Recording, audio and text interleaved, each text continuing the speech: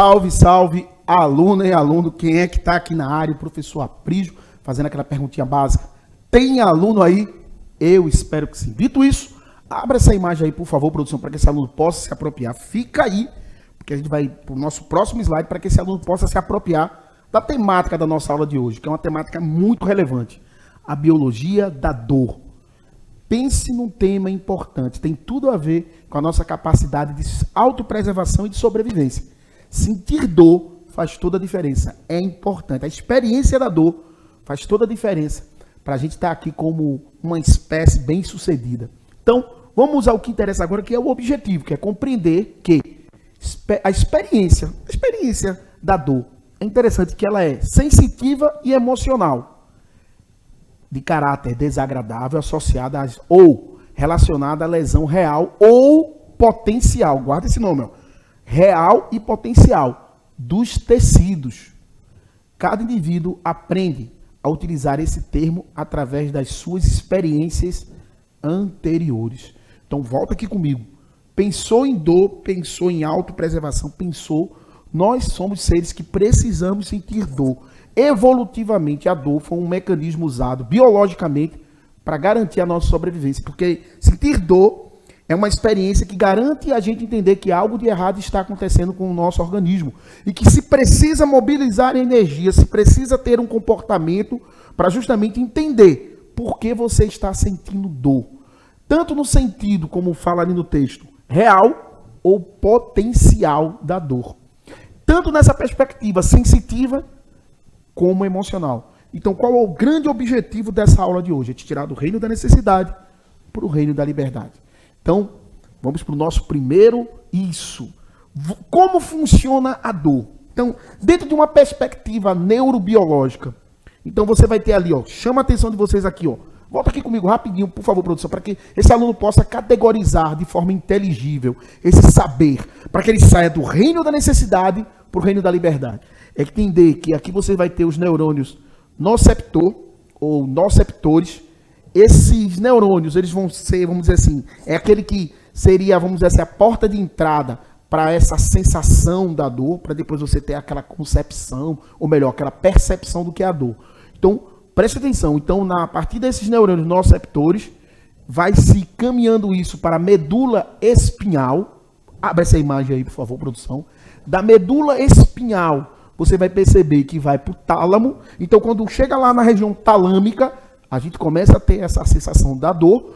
E daí essa sensação da dor ela vai ser, vamos dizer assim, equalizada, categorizada, interpretada de uma forma inteligível a partir do córtex cerebral. E aí, como vocês estão vendo ali ao lado, você tem ali um neurônio, né? Onde está ali o axônio, onde está ali o núcleo celular, onde tem ali os dendritos e onde tem a sinapse. Então, toda essa circuitaria aí, gente, ela tem uma relevância singular. Então, pensou em dor, pensa logo nos noceptores, tá? Pensou na medula espinhal, pensou no tálamo, pensou no córtex cerebral, que é uma região que tem uma importância muito grande para a gente justamente balizar de forma inteligível e de forma cognitiva e você entender, por talvez você compreender de uma forma que diga assim, tem algo de errado comigo. Então, preste atenção de todas essas categorias, porque elas são importantes para a gente justamente compreender o que é a dor e qual a sua importância para a nossa sobrevivência, para a perpetuação, por exemplo, da nossa própria espécie.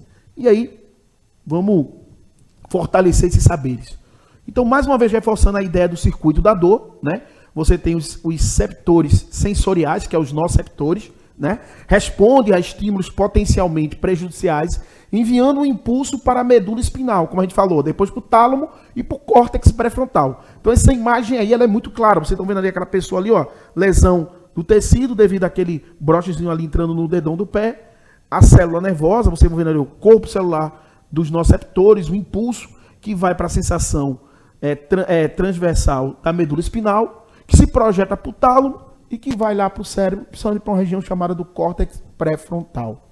Essa imagem ela é bem nítida nesse sentido. E aí, chamar a atenção sobre as etapas dos neurônios da nocepção, ou noceptores. Então, ó, primeira coisa que eu chamo a atenção de vocês, a transdução, né, um impulso doloroso, é recebido pelos noceptores e transformado em potencial de ação. E aí vai ter a transmissão, o impulso é conduzido até a coluna posterior da medula espinhal. Depois você vai ter nessa relação aí do nociceptores, né, somático, vai ter esse impulso chega até a nível do sistema nervoso central, lembra lá do tálamo para a região do córtex pré-frontal. Aí você vai ter a ação da acepção, que o impulso é integrado e percebido como dor. E aí você vê que você já de forma inteligível percebe por quê, ou melhor, você vai tentar compreender de uma forma muito mais inteligível, muito mais perspicaz, por que está sentindo dor. Algo de errado está acontecendo. Então a dor, ela tem uma importância singular para a gente sobreviver. Então é importante sentir dor, porque se você não sente dor, infelizmente você estaria fadado à morte. Porque a dor é uma capacidade que o organismo criou, biologicamente falando, para te dizer, tem algo de errado com você. Você precisa se cuidar. Então, uma forma até inteligível, fisiológica, para garantir que você vai se cuidar, que você precisa se cuidar. Então, abre novamente essa imagem aí, por favor, produção, para esse aluno se apropriar desse saber. E aí, eu não poderia, volta aqui comigo, porque muitas vezes as pessoas acham que há uma espécie de divórcio, de divisão, que a dor social, que a dor emocional, a dimensão emocional, não tem nada a ver com a dor física. Essa ideia de querer separar essa visão psicossomática. A gente pode garantir para você hoje, robustamente, a ciência corrobora, para te dizer com letras garrafais, a dor social quanto a dor física, a gente pode até garantir para você com muita tranquilidade que a mesma rede neural ela está atuando tanto para a dor social, e aí você pode estar se perguntando, mas o que seria essa dor social, essa dor emocional? Imagina que você perdeu alguém que você ama. Imagina que você foi colocado em xeque, você em um ambiente público, que você ficou com vergonha, que você às vezes foi humilhado. Muitas vezes a pessoa às vezes sofreu, sei lá, foi vítima de bullying, foi vítima de racismo, foi vítima de um comportamento que te deixou apequenado, entristecido. Isso tem a ver com a dor social. E é uma dor que para muitas pessoas, quando elas relatam, às vezes é maior do que a própria dor física. E entender a dor nessa perspectiva, nessas duas dimensões, tanto na dor no sentido social quanto no sentido físico, e compreender que as vias neurológicas são as mesmas, dá uma grande legitimidade, onde eu posso dizer que tanto a dor como a dor física, a gente não tem dúvida que ela é algo que é real, a gente também pode garantir que a dor social também ela é real. E aí, compreender isso faz toda a diferença. E aí, eu vou trazer para vocês algo que é bem legal, eu achei bem interessante essa matéria, esse paper aí, que fala de um homem, né, um trabalhador da construção civil, né, que ele sofreu um acidente de trabalho, e ao sofrer um acidente de trabalho, um prego entrou na bota dele, e ele ficou sentindo dores horríveis, a ponto até quase de desmaiar. Ele foi socorrido. Ao chegar no hospital, para surpresa dos médicos, é que o prego não entrou no pé dele, mas ele sentiu a dor real a ponto de quase desmaiar. Então você percebe nitidamente que as dimensões da dor, no sentido da gente prevê-la, da gente ter a capacidade de como ela pode ser prejudicial e pode comprometer a tua integridade física, a tua saúde, até a tua sobrevivência, ela é algo que é real. Então aqui foi uma forma interessante da ciência tentar compreender as dimensões da dor. Porque esse rapaz, ele pode até não ter sido ferido, ou pelo menos ele não foi ferido literalmente, de forma tangível, mas para ele a dor foi real.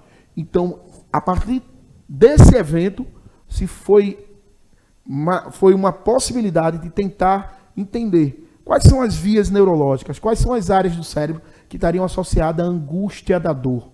Seja ela física, seja ela emocional, ou seja ela não real. E aqui, o real entre aspas, porque ele com certeza sentiu dor, pelo próprio relato dele, e é interessante essa reportagem desse paper, desse artigo, porque ele permite a gente ter, acima de tudo, uma humildade psicológica, da gente entender que a dor do outro é só dele. Muitas vezes desejamos balizar a dor do outro, metrificar a dor do outro pelas nossas experiências. As experiências de cada um é sua. E ter essa humildade psicológica é a gente entender. Eu não posso jamais pedir para que um daltônico diga para mim, descreva com toda a precisão que eu espero qual a diferença entre o vermelho e qual a diferença entre o azul. Por quê? Porque cada um tem uma maneira de ver o mundo que é muito pessoal e é muito particular. Assim é como a experiência da dor. E esse é o grande convite dessa aula, para que você também possa fazer essa reflexão crítica e emancipadora de respeito ao que o outro sente. Não apenas usando da empatia, mas usando da alteridade. Entender que o outro é diferente de mim. E sente e percebe o mundo diferente de mim. Dito tudo isso, vamos para o nosso próximo slide, que é um momento para você entender. E qual seria essa área do cérebro que estaria associada à angústia da dor? Seria essa região, que estaria muito intimamente associada à região límbica, né? A região das emoções. Essa dimensão emocional está muito associada a essa angústia da dor.